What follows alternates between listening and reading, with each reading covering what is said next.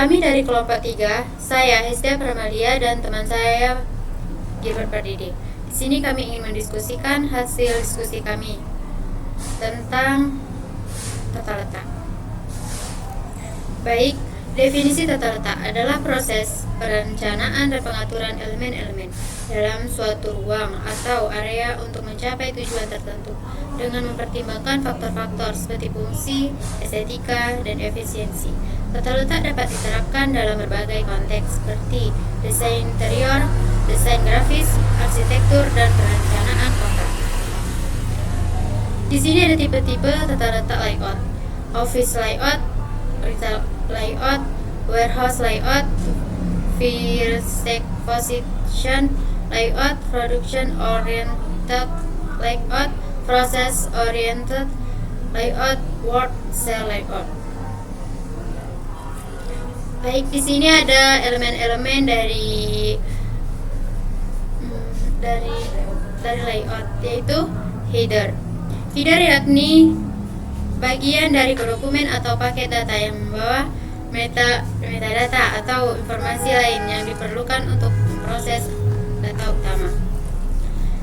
Navigasi pada aplikasi adalah cara pengguna berpindah dari satu bagian halaman, menu atau fitur ke bagian lainnya di dalam aplikasi. Tujuannya adalah untuk memudahkan pengguna menemukan dan menggunakan berbagai fungsi atau informasi yang tersedia. Footer adalah bagian bawah dari sebuah halaman, baik itu halaman website, dokumen, atau presentasi. Secara umum, footer berisi informasi tambahan yang bersifat pendukung.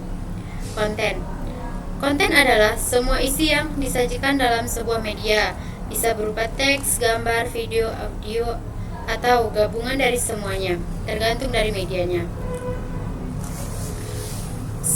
Sidebar adalah area di sisi kiri atau kanan sebuah halaman, biasanya di website, aplikasi, atau dokumen yang digunakan untuk menampilkan informasi tambahan atau navigasi. Oke, baik, di sini saya sendiri bernama Gilbert Pardede.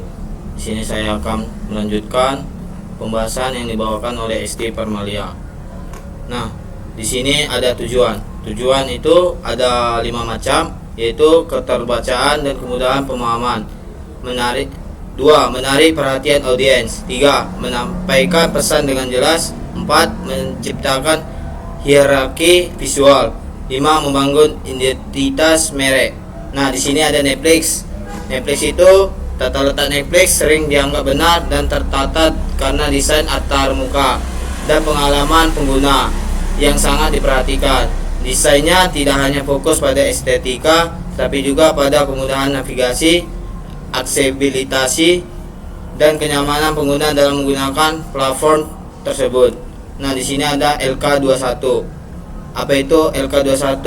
Yaitu aplikasi sejenis yang menyediakan streaming film secara ilegal. Tata letaknya biasanya berantakan dengan banyaknya iklan pop-up dan tombol yang tidak mudah digunakan. Oke, di sini ada elemen-elemen layout.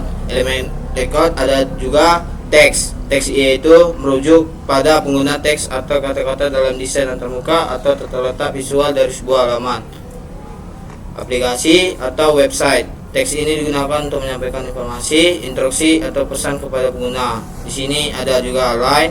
Line merujuk pada elemen desain yang menghubungkan atau membatasi ruang dalam sebuah komposisi visual. Garis ini tidak hanya berfungsi sebagai elemen pemisah, tapi juga sebagai alat untuk mengarahkan perhatian, menciptakan struktur, dan menyusun elemen-elemen desain dalam sebuah halaman, aplikasi, atau situs web. Di sini ada juga image dalam gambar, yaitu konteks layout. Desain merujuk pada elemen visual yang digunakan untuk memperkaya tampilan suatu halaman, aplikasi, atau situs web. Gambar ini dapat berupa foto, ilustrasi, ikon, grafik, atau elemen visual lainnya yang membantu menyampaikan pesan, memperjelas informasi, atau memberi kesan estetika yang mendukung tujuan desain. Oke, di sini ada juga kesimpulan.